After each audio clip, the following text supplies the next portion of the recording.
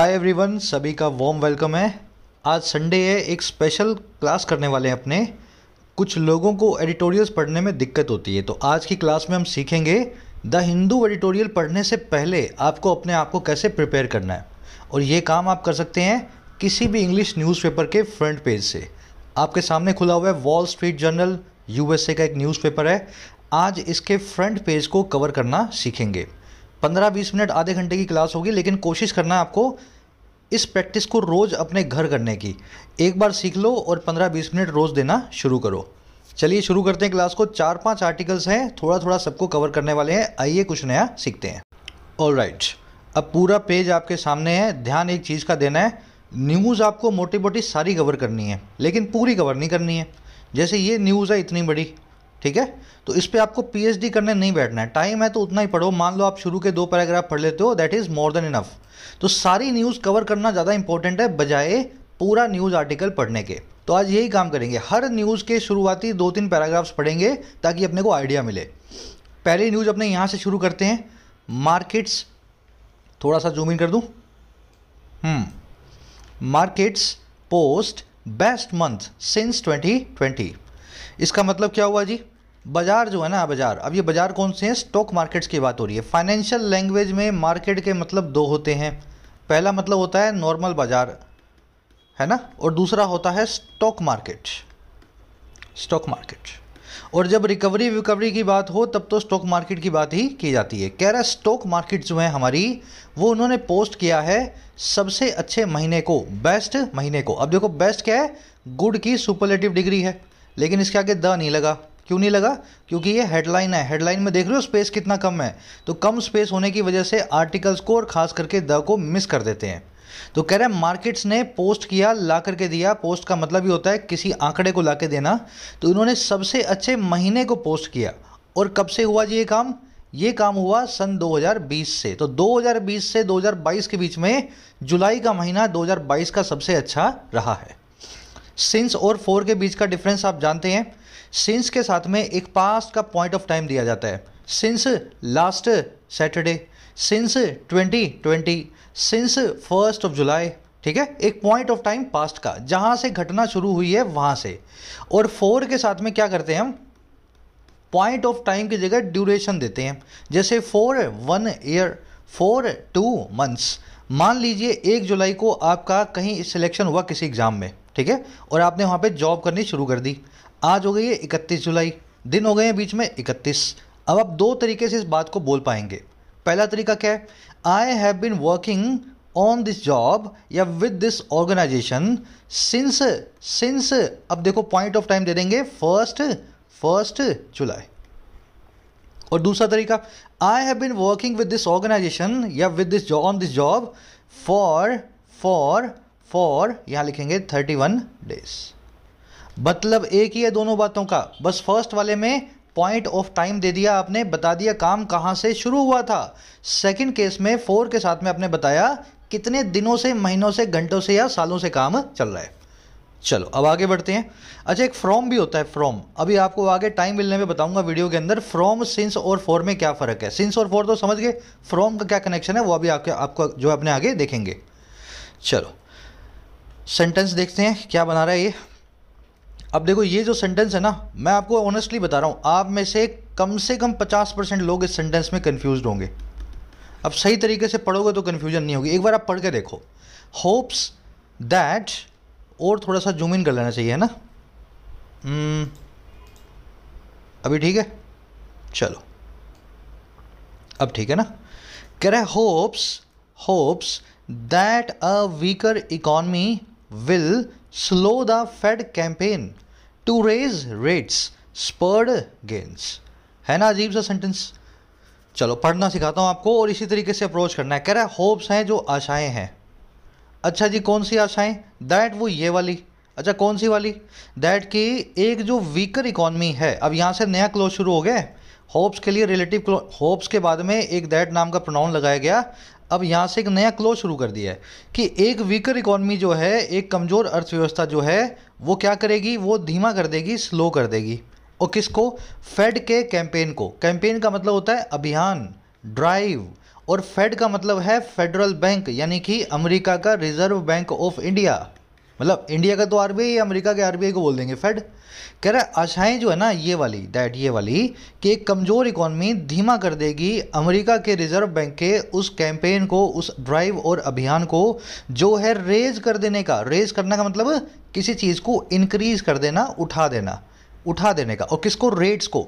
Interest rates आप जानते हैं, बैंक रेट है, एसएलआर है, सीआरआर है, सारी इंटरेस्ट रेट्स होती हैं। कह रहा है जो होप्स है ना, होप्स, इन्होंने स्पोर कर दिया गेंस को। आया सेंटेंस समझ में? सब्जेक्ट है आपका होप्स, वर्ब है इसकी स्पोर्ड। सब्जेक्ट वर्ब बहुत दूर रखे हुए हैं। स्पोर का मतलब होता है किसी चीज़ को कॉज करना, किसी चीज़ को इंसाइट करना, प्रोवोक करना, भड़काना। समझ गए ना? किसी चीज़ को शुरू करना भड़काना कहलाता है, प्रोवोक, स्पर या इंसाइट्स। तो इन्हीं आशाओं ने इंसाइट किया, प्रोवोक किया गेंस को, मार्केट में चढ़ाव को। चलो अब आगे बढ़ते हैं। देखिए एग्जाम्स की तैयारी का सबसे इंपॉर्टेंट एस्पेक्ट है मॉक टेस्ट लगाना और उनको एनालाइज करना। जितने मॉक टेस्ट लगाओगे ढंग से उतना ही अपने स्कोर को बूस्ट करोगे। और मॉक टेस्ट के लिए मेरा पर्सनल फेवरेट है टेस्टबुक.com। रीजन इसका सिंपल सा है, 43,000 मॉक टेस्ट 550 से ज़्यादा एग्जाम्स के एक सिंगल पैकेज में आपको मिल जाते हैं। अब इसमें मुश्किल भी होंगे, आसान भी होंगे, डिफिकल्ट भी होंगे, खूब तैयारी का मौका आपको मिलता है। ये सारे मॉक टेस्ट सिंगल पैकेज में आप अवेल कर सकते हैं, 1 साल के लिए 499 में, 3 सालों के लिए 699 के पैकेज में। लेकिन ध्यान रखना ये प्राइसेस पे आपको मिलता है ऑफ अगर आप यूज़ करते हैं कोड YT10। जैसे ही कोड को लगाओगे 499 वाला मिलेगा 375 में, 69 वाला मिलेगा आपको 525 में। टेक्स्ट बुक का लिंक मिलेगा आपको कमेंट सेक्शन में। कोड YT10 को लगा के डिस्काउंट लेना ना भूलें। अब इस सेंटेंस को, इस आर्टिकल के कुछ सेंटेंस देखेंगे शुरू वाले, और शुरू वाले ही अच्छे हैं, बाकी तो बाद में तो सब आंकड़े ही हैं इसमें। कह रहा है major stock indexes rose Friday to end their best month since 2020। कह रहा है मेजर जो स्टॉक इंडेक्सेस हैं। अब ये स्टॉक इंडेक्स क्या होते हैं? आपने इंडिया में सुना होगा NSE है, फिर अपने पास है BSE है ना, Bombay stock exchange, national stock exchange. वैसे यूएसए में भी कई सारे इंडेक्स हैं, जैसे एक इंडेक्स का नाम है डाउ जोन्स, एक इंडेक्स का नाम है नैस्डैक। तो ये सारे इंडेक्स होते हैं, इनमें कई सारे स्टॉक्स की एक एवरेज बना के उनका ग्राफ बनाया जाता है। तो कह रहे हैं बड़े बड़े स्टॉक इंडेक्सेस जो है ना वो राइज कर गए। अब देखो राइज की सेकेंड फॉर्म है रोज, राइज, रोज, रीजन, ऐसे चलती है ना ये, V1, V2, V3। तो ये पास्ट टेंस में V2 लगा करके ऊपर चढ़ गए। और कब चढ़े? फ्राइडे को। इंडिया में जब भी हमारी इंग्लिश की बात होती है तो हम दिनों के पहले ऑन लगाते हैं, और दिन ही नहीं बल्कि डेट्स के पहले भी। तो यहाँ पे अगर इंडियन इंग्लिश होती तो हम लिखते ऑन फ्राइडे, ऐसा लिखते हैं। अमेरिकन क्या करते हैं? इस ऑन को खा जाते हैं। चलो कोई बात नहीं, माफ है इनको। बड़े बड़े स्टॉक एक्सचेंजेस ऑन फ्राइडे को राइज कर गए। अच्छा क्यों राइज किए? अब ये बताएगा इन्फिनेटिव लगा के, ख़त्म करने के लिए, एंड करने के लिए। और किसको? उनके बेस्ट मंथ को, उनके सबसे अच्छे महीने को। और कब से? सिंस 2020, सन 2020 से। तो 30 जुलाई को लास्ट बाजार खुले थे, 31 जुलाई को आज छुट्टी है, 29 जुलाई को लास्ट खुले थे ना फ्राइडे को। तो फ्राइडे को उन्होंने अपने सबसे अच्छे महीने को पूरा किया, जुलाई वाला, सन 2020 से। अब ये सारा काम कैसे हुआ? अब ध्यान देना इस कोमा की तरफ। ये कॉमा के बाद में अब जो वर्ब की आईएनजी फॉर्म देख रहे हो ना, ये कहलाती है प्रेजेंट पार्टिसिपल साइमल्टेनियस एक्शन। इसका मीनिंग क्या है जी? दो काम एक साथ हो रहे हैं। जैसे आप खाना खा रहे हो और टीवी देख रहे हो, तो दोनों काम एक साथ हो रहे हैं ना। तो आप बोलोगे I am having my dinner, comma watching TV. वैसे ही स्टॉक एक्सचेंजेस जो है ऊपर चढ़ गए, क्लो बैक करते हुए, clawing back some of their losses को। क्लो बैक का मतलब होता है रिकवर करना। ये भी बता दूंगा वर्ड कैसे बना है अभी आपको ना। रिकवर करते हुए अपने कुछ नुकसानों को। और कहाँ से? From a dismal first half, एक फर्स्ट हाफ से। फर्स्ट हाफ का मतलब है पहली 6 मई, जनवरी से जून तक के महीने जो है 6 मई को बोलते हैं फर्स्ट हाफ फाइनेंशियल लैंग्वेज में। अब आप बोलोगे सर यहाँ पे ईयर तो लिखा नहीं हुआ। फाइनेंशियल लैंग्वेज में फर्स्ट हाफ का मतलब ये है पहली 6 मई, है ना। तो जनवरी से जून तक के जो डिसमल फर्स्ट हाफ था, डिसमल का मतलब होता है निराशा भरा, बहुत ही सैडनेस भरा, है ना। तो जो सैड जो मार्केट्स थी फर्स्ट हाफ में, उसके लॉसेस को रिकवर करने के लिए। सेंटेंस समझ में आ गया? स्टॉक इंडेक्सेस आपका सब्जेक्ट है, इसकी वर्ब है रोज, V2 में, ठीक है। क्लोइंग बैक यहाँ पे प्रेजेंट पार्टिसिपल साइमल्टेनियस एक्शन है। जब ये ऊपर चढ़े तब इन्होंने रिकवर किया। दोनों काम एक साथ हुए, जैसे मैं खाना और टीवी साथ में देख रहा था। अब ये क्लो बैक बना कैसे है? बिल्ली देखिए ना, बिल्ली, उसका पंजा होता है, उसको बोलते हैं क्लो। क्या होता है? क्लो। कभी बिल्ली बंदर ने आपके हाथ से झपट्टा मारा तो देखना कितना जल्दी वो झपट्टा मार के सामान ले जाएगी आपके हाथ से। बंदर अगर आपसे झपट्टा मारेगा ना तो आपके हाथ में जो भी होगा ना वो ले जाएगा, आइसक्रीम वाइसक्रीम। तो क्लो बैक करने का मतलब क्या होता है, झपट्टा मार के किसी चीज़ को वापस ले लेना। समझ में आया? वैसे ही मार्केट्स ने भी झपट्टा मार के अपने सारे लॉस वापस ले लिए, एक ही महीने में बहुत अच्छे से गेंस को दिखाया। फ्रेजल वर्ब समझ रहे हो कैसे बनती हैं? ऐसे ही बनती हैं। बिल्ली बंदर का क्लो, उसने बैक किया, क्लो बैक किया, झपट्टा मारा। चलो आगे बढ़ते हैं। डिसमल मतलब निराशा भरा। अब एक सवाल है आपसे यहाँ पे, नेक्स्ट न्यूज़ की तरफ बढ़ने वाले हैं। सवाल ये है सर, ये जो वर्ड देख रहे हो इंडेक्सिस, देख रहे हो ना इंडेक्सिस, इस वर्ड को अगर मैं प्लूरल में लिख रहा हूँ तो लिख रहा हूँ इंडेक्सिस, लेकिन सही तरीका ये नहीं है। यहाँ इंडेक्सिस लिखा हुआ है, अमेरिकन इंग्लिश है, अपने तो इंडिया में है ना, अपने ब्रिटिशर्स के हिसाब से चलते हैं, वहाँ इंग्लैंड वाली इंग्लिश के हिसाब से। तो इंग्लैंड की इंग्लिश में इंडेक्सिस वर्ड को क्या लिखा जाता है? आगे बात समझ में। ऐसे सारे वर्ड्स जिनके लास्ट में ई एक्स आए और वो ग्रीक या लैटिन रूट के हों तो उनका प्लूरल कैसे बनाया जाता है? कुछ वर्ड्स मैं आपको एग्जांपल के लिए दे देता हूँ। यहाँ पे नाउन सीरीज में हो चुका है ये, जैसे कि है वर्टेक्स, एक वर्ड है वोरटेक्स, एक वर्ड है इंडेक्स, एक वर्ड है अपेंडिक्स। ठीक है, ये 4 वर्ड्स का प्लूरल बनाना आपको आना चाहिए। नाउन चैप्टर में हो चुका है, अभी बता दूंगा, सब लोग कमेंट में पोस्ट करो जिनको आता है। अच्छा, वर्टेक्स और वोर्टेक्स के बीच का डिफरेंस जानते हो ना? वर्टेक्स का मतलब होता है शीर्ष बिंदु।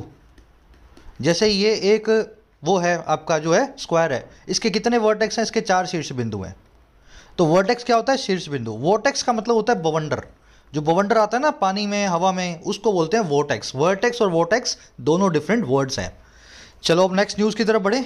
आ जाओ जी नेक्स्ट वाली न्यूज़ पे। सबको थोड़ा थोड़ा पढ़ना है, फ्रंट पेज को कवर करना है। कह रहा है इन्फ्लेशन स्लो डाउन, कोमा लगा हुआ बीच में, .2 बम्पी इकोनॉमिक ट्रांजिशन। कह रहा है एक तो इन्फ्लेशन, इन्फ्लेशन का मतलब है महंगाई। स्लो डाउन, स्लो डाउन का मतलब क्या होता है? देखो, स्लो मतलब धीमा और डाउन मतलब नीचे। देखो आपकी स्पीड जो है स्लो होते हुए डाउन होगी, होगी कि नहीं होगी? जब ऊपर जाएगी तो स्पीड अप होगी, स्लो होगी तो डाउन होगी। तो स्लो डाउन का मतलब है किसी चीज़ की रफ्तार का बहुत तेज़ी से धीमा पड़ना। अब यहाँ पे किसी गाड़ी की, किसी साइकिल मोटरसाइकिल की बात नहीं हो रही है, बात हो रही है यहाँ पे अर्थव्यवस्था की। फाइनेंशियल लैंग्वेज में स्लो डाउन का मतलब है मंदी। ये चीज़ें आपको समझनी पड़ेंगी, है ना? ये स्लो डाउन सर यहाँ कैसे आ गया? स्लो डाउन का मतलब क्या है? मंदी। और इसको स्लंप भी बोलते हैं और इसी को रिसेशन भी बोलते हैं। ठीक है, रिसेशन भी बोलते हैं। तो ये मंदी के सब सिनोनिम है, स्लो डाउन, स्लंप और रिसेशन। कह रहे हैं इन्फ्लेशन और स्लो डाउन जो है ना, जो मंदी जो है, ये दोनों जने मिल करके क्या करते हैं जी? ये .2 करते हैं, इशारा करते हैं। देखो पॉइंट यहाँ पे प्लूरल वर्ब है, इन्फ्लेशन स्लो डाउन दोनों के लिए आई है। अगर एक के लिए आती तो पॉइंट्स लिखते, याद है ना इतना? तो ये दोनों मिलके प्लूरल में इशारा करते हैं, और किसकी तरफ? एक ऐसे इकोनॉमिक ट्रांजिशन की तरफ जो है बड़ा बम्पी। देखो ट्रांजिशन का मतलब होता है बदलाव, इकोनॉमिक का मतलब है आर्थिक, जो इकोनॉमी से रिलेटेड हो, और बम्पी का मतलब क्या होता है? सड़क पे बम्प देखे हैं आपने? सड़क के बीच में स्पीड ब्रेकर आते हैं, उसको क्या बोलते हैं? बम्प। बम्प का मतलब होता है जहाँ पे आप बम्प करो, मतलब जहाँ पे आप उछलो। तो ऐसा इकोनॉमिक ट्रांजिशन होने वाला है जो बड़ा उबड़ खाबड़ है, उछाल भरा है, स्मूथ नहीं होगा। आर्थिक बदलाव ऐसे आएंगे जो बिल्कुल भी स्मूथनेस के साथ नहीं आएंगे, बम्पी होंगे। जैसे सड़क पे बम्प आते हैं, आपकी गाड़ी उछलती है, वैसे ही अर्थव्यवस्था भी उछल उछल के आगे बढ़ेगी। आई बात समझ में? चलो अब इसको अपने डिटेल में देखते हैं इस आर्टिकल को। उससे पहले ये बीच में जो कोमा देख रहे हो ना, इसकी जगह एंड आना चाहिए था। कोमा ऐसे नहीं लगता दो चीज़ों के बीच में, एंड लगा करके दोनों नाउन्स को, प्रोनाउंस को, वर्ब्स को, एडजेक्टिव्स को जोड़ा जाता है। लेकिन अगेन ये क्या है जी? ये है हमारा फ्रंट पेज। फ्रंट पेज पे जगह कम होती है, तो ये ऐसे ही काम करते हैं, उल्टे सीधे। चलो अब थोड़ा सा मैं और जूम इन कर लूँ ताकि अपने इसको अच्छे से फोकस में ले सकें। ठीक है, अब ठीक आ रहा होगा मेरे ख्याल से। तो ये आर्टिकल लिखा हुआ है जी, भाई साहब का नाम है सारा चेनी कैमरॉन। भाई साहब नहीं है, बहन जी है, ये सारा नाम है ना इनका। कह रहे the US economy is enduring a rocky transition from an exceptionally strong recovery to a steep slowdown. अब कोमा लगा, यहीं पे रुक जाओ। कह रहे अमेरिकन इकॉनमी जो है, यूएस की इकॉनमी। अब आप बोलोगे सर यूएस की है तो यूएसए से लिख देते, ये भी लिख सकते हो, कोई बड़ी बात नहीं है। यूएस एक कंट्री का नाम है, इसको एडजेक्टिव बना करके आप इकॉनमी ऐसा लिख दोगे तो भी ठीक है, इसका पॉजेसिव बना दोगे यूएसएस तो भी ठीक है। कह रहे अमेरिका की जो इकॉनमी है वो इंड्योर कर रही है। इंड्योर करने का मतलब क्या होता है? सहना, बेयर करना, टॉलरेट करना। तो ये सह रही है। और क्या सह रही है? एक ऐसे ट्रांजिशन को, बदलाव को। ट्रांजिशन समझ गए ना, चेंज, बदलाव। और ये ट्रांजिशन कैसा है? बड़ा है, रॉकी। रॉकी और बम्पी एक ही बात है। बम्पी पे भी आप उछलते हो, और अगर आपको पहाड़ों पे रॉक्स के ऊपर अगर गाड़ी चलवाई जाए तब भी आपकी गाड़ी उछलते हुए चलेगी। रॉकी बम्पी मतलब ऊबड़ खाबड़, उछाल भरा। तो ये एक इकॉनमी जो है सह रही है एक उछाल भरे बदलाव को, ट्रांजिशन को। अब देखो ये बदलाव कहाँ से कहाँ हो रहा है। फ्रॉम से टू लगा के बताएगा। ये बदलाव हो रहा है एक एक्सेप्शनली स्ट्रॉन्ग रिकवरी से, एक बहुत ही अच्छी रिकवरी से। एक्सेप्शनली स्ट्रॉन्ग थी, जो बहुत ज़्यादा स्ट्रॉन्ग थी। और कहाँ तक हो रहा है? एक बहुत ही स्टीप, एक बहुत ही गहरे स्लो डाउन तक, बहुत ही गहरी मंदी तक। आ गई बात समझ में? अब देखो कॉमा लगा के बता रहा है। कह रहा है data this past week showed, ऐसा इस पास्ट वीक के डेटा ने दिखाया। Data this past week showed. कह रहा है अब कैसे हुआ ये काम? फिर कॉमा लगा के बता रहा है। कह रहा है as rising inflation and interest rates weigh on consumers and businesses. कह रहा है ये हुआ ऐसे जब एक तरफ, एज का मतलब क्या होता है? दो चीज़ें एक साथ हो रही हैं। कह रहा है जैसे ही राइजिंग इन्फ्लेशन ने, बढ़ती हुई महंगाई ने, और बढ़ती हुई इंटरेस्ट रेट्स ने वे ऑन कर दिया। वे ऑन करने का मतलब होता है बोझिल करना, किसी चीज़ के ऊपर बर्डन डालना। इन्होंने बर्डन डाल दिया हमारे कंज्यूमर्स, उपभोक्ताओं और बिजनेसेस, व्यापारों पे। लंबा सेंटेंस है ना, बहुत सारे कॉमाज आ गए, बहुत सारे फ्रेज आ गए। एक बार रिपीट करेंगे, फिर इसकी मैं आपको स्ट्रक्चर बताता हूँ। अमेरिका की इकॉनमी सह रही है, इंड्योर कर रही है एक बहुत ही रॉकी ट्रांजिशन को, बम्पी या उबड़ खाबड़ ट्रांजिशन को। और ये ट्रांजिशन कहाँ से हो रहा है? चेंज कहाँ से कहाँ तक आ रहा है? फ्रॉम से टू लगा के बताएगा। ये फ्रॉम से टू कैसे आएगा? फ्रॉम एक एक्सेप्शनली स्ट्रॉन्ग रिकवरी से, पहले तो आई थी रिकवरी, और अब कहाँ पे आ गया ट्रांजिशन? ये आ गया है एक स्टीप से स्लो डाउन पे, गहरी मंदी पे। स्टीप का मतलब होता है एकदम, एक तो ऐसी ढलान होती है, एक ऐसी ढलान होती है, एक ऐसी ढलान होती है। तो ये है स्टीपेस्ट, ऐसी मंदी आ रही है एकदम नाक की सीध में, तो स्टीप स्लो डाउन की तरफ। ऐसा पिछले वीक के डेटा ने हमें शो किया। और ये काम कैसे हुआ? ये काम हुआ जैसे ही राइजिंग जो है इन्फ्लेशन और इंटरेस्ट रेट जो है बढ़ती हुई, इन्होंने वे ऑन कर दिया, बोझिल कर दिया, बर्डन कर दिया हमारे कंज्यूमर्स और बिजनेसेस को, यूएस के। समझ में आ गया सेंटेंस? इकोनॉमी सब्जेक्ट है, इज इंड्यूरिंग इसकी वर्ब है। अब इसमें ये फ्रेजल वर्ब देखेंगे, वे ऑन, बड़ी ही प्यारी वर्ब है, इस पर कन्फ्यूजन भी होती है। पूरा देखो बना के लाया हूँ आपके लिए नोट्स।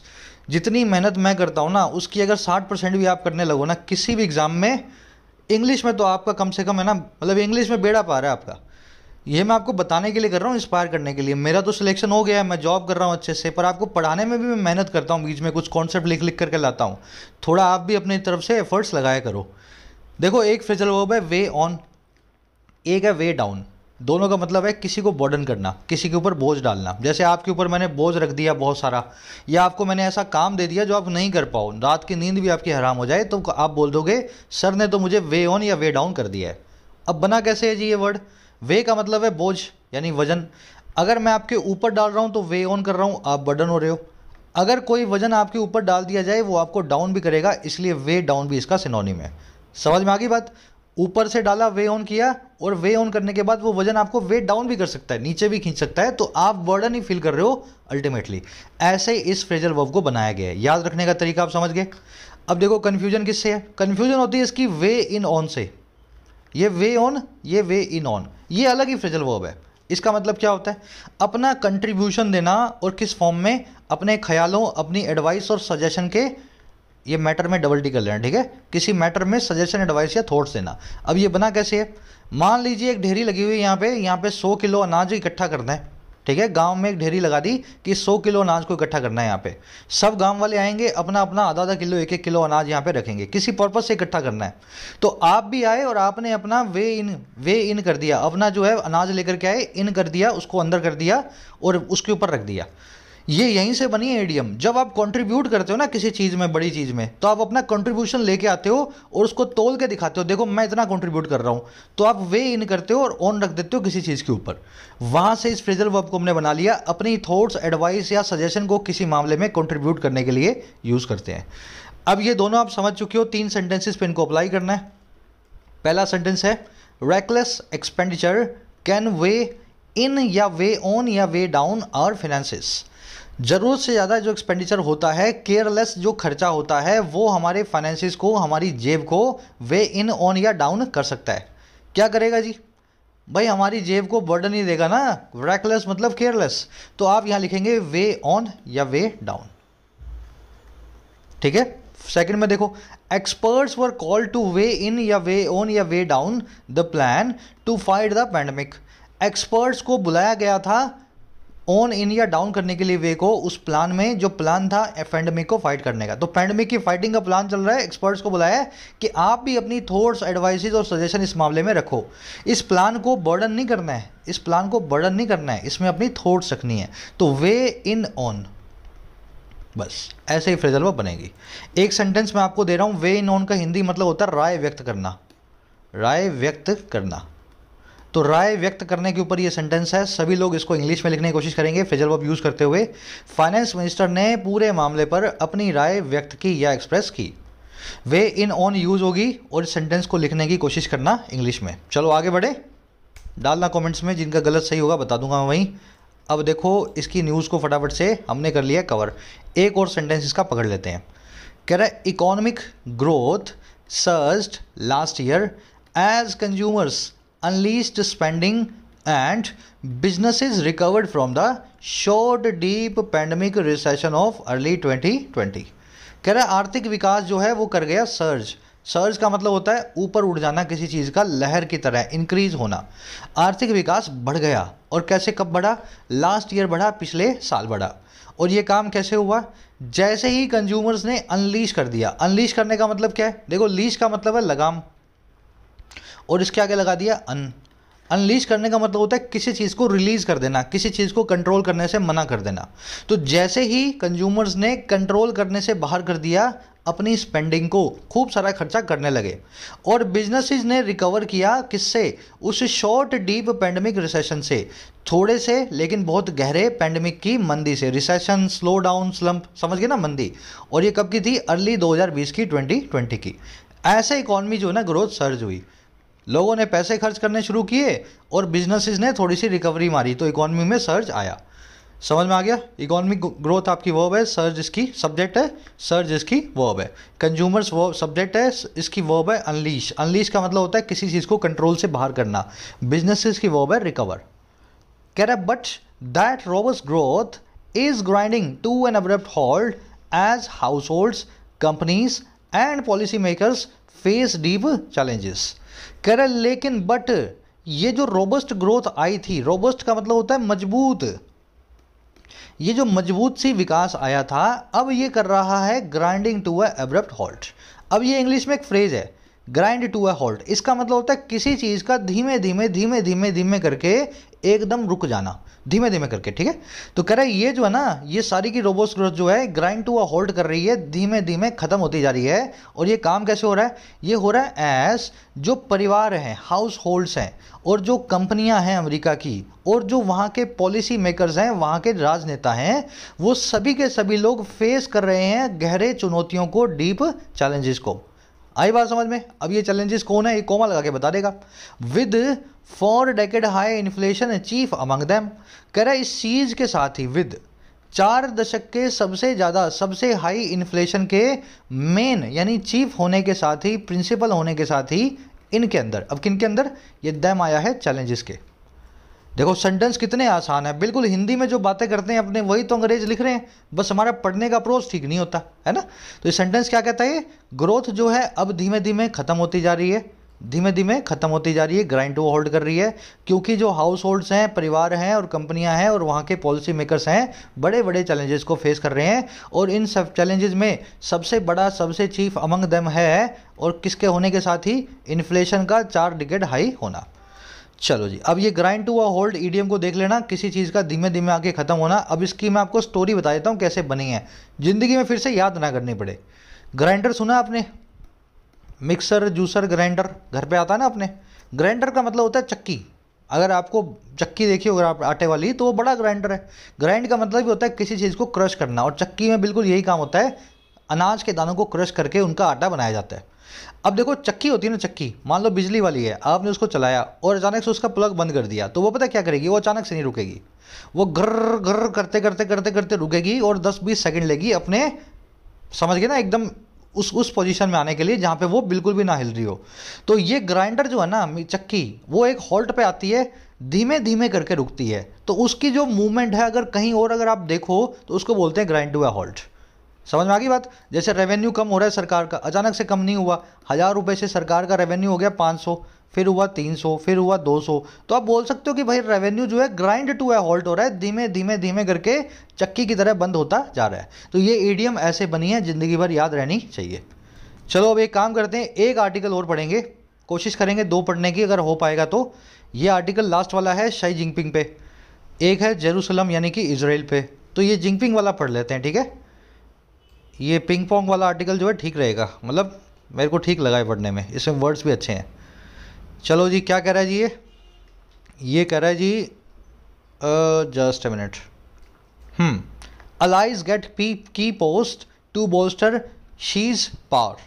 कह रहा है जो अलाइज हैं, अलाइज का मतलब है मित्र, दोस्त, बंधु, सखा। कह रहा है ये 2 दोस्त हैं अलाइज जो हैं शी जिनपिंग के, इनको क्या मिल जाती है, इनको मिल जाती है की पोस्ट, सबसे महत्वपूर्ण पोस्ट। और क्यों मिलती है, ताकि बोल्स्टर कर पाएँ, मजबूत बना सकें, प्रमोट कर सकें शी जिनपिंग की पावर को। तो शी जिनपिंग अब 5 साल के लिए और बैठेगा कुर्सी पे, उसने पूरा इंतजाम कर रखा है इन्होंने। तो अपने दोस्तों को अपने आसपास की पोजीशन पे बिठा दिया ताकि 5 साल अगले बड़ी शांति से बीतें, हमारी पावर को फुल सपोर्ट मिल सके। समझ आ गया सेंटेंस। बोल्स्टर का मतलब है सपोर्ट, एनहांस, अंडरपिन, अंडरगर्ड, चारों ही इसके सिनोनिम्स हैं। अब आ जाओ आर्टिकल पे, इसको अपने प्रोसेस करेंगे, 2 ही पैराग्राफ्स करने वाले हैं इसमें, थोड़ा सा और ले लें इसको। हाँ अब ठीक है। कह रहा है Chinese leader Xi Jinping is elevating trusted subordinates into party. कह रहा है चाइना के जो लीडर हैं, और क्या नाम है इनका, नाम है शी जिनपिंग। अब ये चाइनीज़ की जगह चाइनाज भी लिखा जा सकता था, ठीक है, इसकी जगह सिर्फ चाइना भी लिखा जा सकता था। China leader, China's leader, Chinese leader, US leader, USS leader या अमेरिकन लीडर, ऐसा भी कुछ भी लिख सकते हो। तो कह रहे हैं चाइनीज जो लीडर हैं जिनपिंग, इनके जो प्रीमियर हैं, वो एलिवेट कर रहे हैं। एलिवेट करना मतलब किसी चीज़ को ऊपर लाना, और किसको लाना ऊपर, ये ऊपर ला रहे हैं अपने भरोसेमंद, ट्रस्टेड, ट्रस्टेड जिन पे भरोसा हो, सबॉर्डिनेट्स को। सबॉर्डिनेट्स कौन होते हैं, आपके जूनियर्स, ठीक है, ये वर्ड अभी तोड़ के बताऊंगा। तो अपने जूनियर्स को, भरोसेमंद जूनियर्स को एलिवेट कर रहे हैं और ज़्यादा प्रमोट कर रहे हैं। और कहाँ प्रमोट कर रहे हैं, अपनी ही पार्टी में, इनटू पार्टी। अब क्या हो रहा है, कह रहा है and government post that command levels of political power again comma. और ये एक तो पार्टी में प्रमोट कर रहे हैं और दूसरा प्रमोट कर रहे हैं सरकारी पोस्ट पे, सरकारी पदों पे, और वो वाले पद जो कमांड करते हैं। अब ये दैट क्या रिलेटिव प्रोनाउन है, पोस्ट के लिए आया है। ये पोस्ट कौन सी हैं, जो कमांड करती हैं। देखो प्लूरल है, एंटीसीडेंट, तो वर्ब भी प्लूरल है। और ये कमांड करती हैं बड़े बड़े लेवर्स को। लेवर का मतलब होता है, आपने गाड़ी का लेवर देखा है, गाड़ी अगर आप 4 व्हीलर ड्राइव करते हो तो गियर बॉक्स होता है, तो गियर लेवर बोलते हैं इसको। लेवर का मतलब होता है ऐसा एक, समझ लो ना, इंस्ट्रूमेंट जिससे पूरी गाड़ी कंट्रोल हो। ऐसे ही लेवर आपको बड़ी बड़ी मशीनों में मिलेंगे, मशीनों को कंट्रोल करने के लिए। तो ये वो वाले लोग हैं, जो पोस्ट हैं, जो कमांड करती हैं बड़े बड़े लेवर्स को, चाइना की पॉलिटिकल पावर के। तो पॉलिटिकल पावर को ही कमांड करती हैं, है ना, उनके लेवर को कमांड करती हैं। अब ये सारा काम कैसे हुआ है जी, अगेन कोमा। अब आ गई है वर्ब की आईएनजी फॉर्म, यानी शुरू हो गया पीपीएसए। गैल्वनाइज करते हुए, गैल्वनाइज का मतलब होता है किसी चीज़ को सपोर्ट करना या इम्यून बनाना। करेक्ट, गैल्वनाइज करते हुए, इम्यून बनाते हुए अपनी ही अथॉरिटी को, अपनी ही ताकत को। कह रहे ऐसे कैसे, as he prepares to extend his rule for another 5 years। जैसे ही वो प्रिपेयर करते हैं एक्सटेंड करने को, बढ़ाने को, अपने राज को, अपने रूल को अगले 5 सालों के लिए। तो 5 सालों के लिए और बैठने वाले हैं, अपने जूनियर्स को जो ट्रस्टेड थे उनको ऊपर ले आए ताकि मैं शांति से 5 साल बिताऊं। समझ में आया सेंटेंस, स्ट्रक्चर बताएं इसकी आपको। जिनपिंग जो है, जिनपिंग, इसकी वर्ब है इज एलिवेटिंग। ये जो कॉमा की बात देख रहे हो, ये गैल्वनाइजिंग, ये है प्रेजेंट पार्टिसिपल साइमल्टेनियस एक्शन। ये वो वाला जिनपिंग है, और वो सबऑर्डिनेट्स हैं उनको जो ये मतलब एलिवेट कर रहा है, जिसके साथ साथ वो गैल्वनाइज भी कर रहा है अपनी अथॉरिटी को। दोनों काम एक साथ हो रहे हैं। एलिवेट करना मतलब किसी चीज़ को प्रमोट करना। अगर आपने एलिवेटर सुना हो ये वर्ड, ये क्या होता है जी? एलिवेटर का मतलब होता है लिफ्ट, जिसमें आप चढ़ते हो और ऊपर जाते हो। तो जो चीज़ आपको एलिवेट करे वही तो लिफ्ट है, इसीलिए एलिवेट करने का मतलब है किसी को ऊपर लाना। सबऑर्डिनेट्स मतलब जो सब प्लस में ऑर्डिनेशन करें। ऑर्डिनेशन का मतलब होता है बात मानना, सब का मतलब है आपसे नीचे। ऐसा आदमी जो आपके नीचे रह के आपकी बात माने वो होता है सबऑर्डिनेट। इसको इसी भाषा में बोलते हैं हम जूनियर, आसान भाषा में। अरे बात समझ में, वर्ड्स ऐसे बने हैं। ऑर्डिनेट मतलब बात मानना, सब मतलब आपके नीचे, नीचे वाला आदमी जो बात माने आपका जूनियर।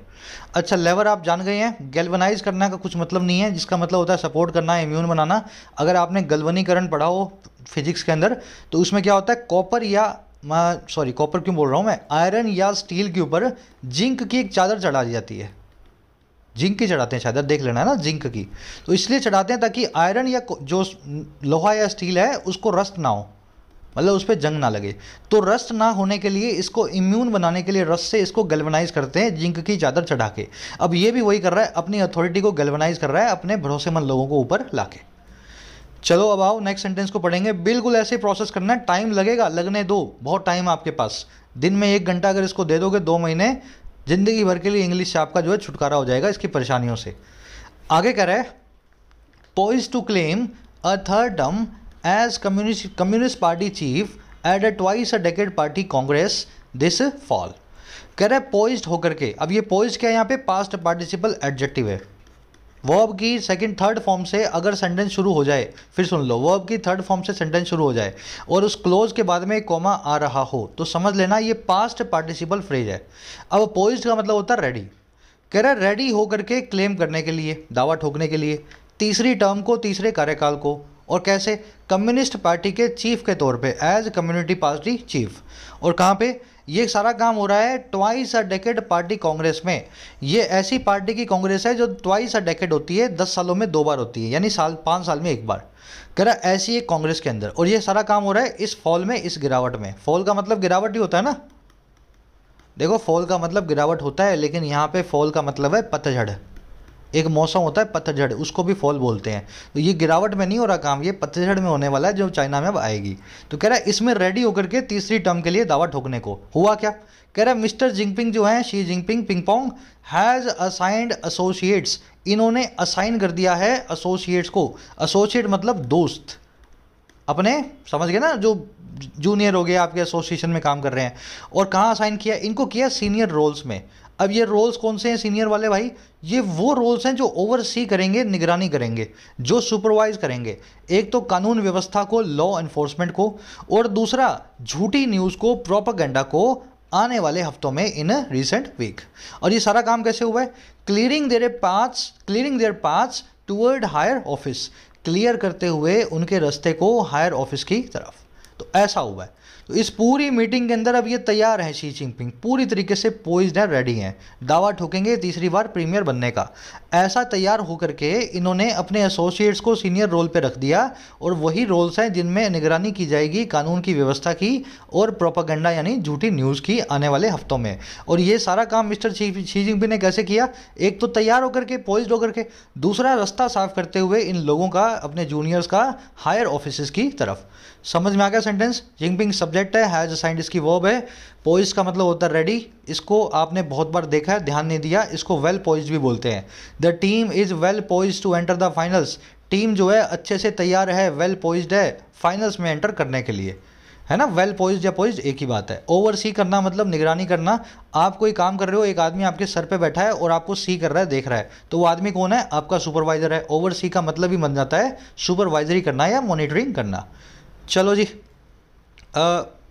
एक सेंटेंस और बचा इसमें शायद। कह रहा है some vocal Xi supporters won promotion. कह रहा है कुछ शी के ऐसे सपोर्टर्स जो वोकल थे। वोकल मतलब बड़बोले, मन में सपोर्ट नहीं था, सबके सामने चीख चीख के बताते थे अपने वर्ड्स के जरिए, वोकल कोड्स के जरिए। तो कह रहे जो सबके सामने आकर के बोलने वाले बड़बोले जो शी जिनपिंग के सपोर्टर्स थे, इनको मिल गया प्रमोशन, इनको मिल गया, समझ गए ना, प्रमोशन। कह रहा है while one prominent ally detained his position. जबकि एक बहुत ही प्रोमिनेंट इनका जो दोस्त था, अलाई था, प्रोमिनेंट मतलब बहुत ही महत्वपूर्ण, इंपॉर्टेंट, इनका एक महत्वपूर्ण अलाई या दोस्त था, उसने रिटेन किया, उसने बनाए रखा। और किसको बनाए रखा? अपनी पोजीशन को, अपनी कुर्सी को। और कैसे बनाए रखा? इन द फेस ऑफ, सामना करते हुए, इन द फेस ऑफ, सामना करते हुए, और किसका, लोगों के गुस्से का, पब्लिक एंगर का। और एंगर क्यों आया, ओवर हिज रीसेंट परफॉर्मेंस, अपनी रीसेंट परफॉर्मेंस को लेकर के। तो ऐसा हुआ, जिसकी नौकरी जानी थी, जो दोस्त था उसको भी बचा लिया, और जो छोटे मोटे जो थे उनको ऊपर ले आए, छोटे भैया को ऊपर जाके प्रमोशन करवा दिया, ऐसा हुआ। वोकल शी सपोर्टर्स की वर्ब है वन, वोकल मतलब बोलने वाले, इन द फेस ऑफ मतलब सामना करते हुए। चलो जी, कह रहे others out of favour with mister Xi Jinping have been eased into less important roles. अब इसका उल्टा क्या, कह रहे तो दूसरे बचे जो आउट ऑफ फेवर थे। देखो, किसी का फेवर करना या किसी के फेवर में आना, फेवर करना है तो उस आदमी को सपोर्ट करेंगे, अगर किसी के फेवर में आ जाएंगे तो आप वो आदमी आपको सपोर्ट करेगा। अब ये बताओ, आउट ऑफ फेवर कौन होगा शी जिनपिंग के साथ, जो आदमी, जिस आदमी से शी जिनपिंग खफा है, समझ गए ना, जिनसे इनकी लड़ाई है। तो कह रहा वो लोग अदर्स जो शी जिनपिंग के खिलाफ थे, जिनको शी जिनपिंग से गुस्सा था, या शी जिनपिंग को जिनसे गुस्सा था, कह रहा है वो जो थे ना विद मिस्टर शी जिनपिंग, उनको ईज इंटू कर दिया गया है कम इंपॉर्टेंट रोल्स में। ईज इंटू का मतलब होता है आराम करवाना, तो उनको अच्छे अच्छे पदों से आराम वाले पदों पे, कम इंपॉर्टेंट पदों पे ले आए हैं, जो लेस इंपॉर्टेंट रोल्स पे ईज इंटू किया है। चलिए यही रैपअप करेंगे आज के सेशन को। वैसे तो मैं एक दो जो इसकी न्यूज़ है और भी लेने वाले थे, लेकिन लंबा हो रहा है। आई होप कि ये सेशन पसंद आया होगा आपको। ज़रूर से एक लाइक दे करके, शेयर दे के बताना, जो सवाल पूछें कमेंट्स में पोस्ट करना। कोशिश करेंगे संडे के संडे ऐसे एक सेशन को रखा जाए जो बिगिनर्स के लिए हेल्पफुल हो। मुलाकात होगी कल से एडिटोरियल क्लासेस में, मंडे से। Until then, signing out. Classes available हैं एप्लीकेशन पे, राइटिंग, एसएससी और बैंकिंग तीनों की। ऐप को डाउनलोड करो, फर्स्ट कमेंट में लिंक रखा है, जाके अपने कोर्स को आप एक्सेस कर सकते हैं। चलिए।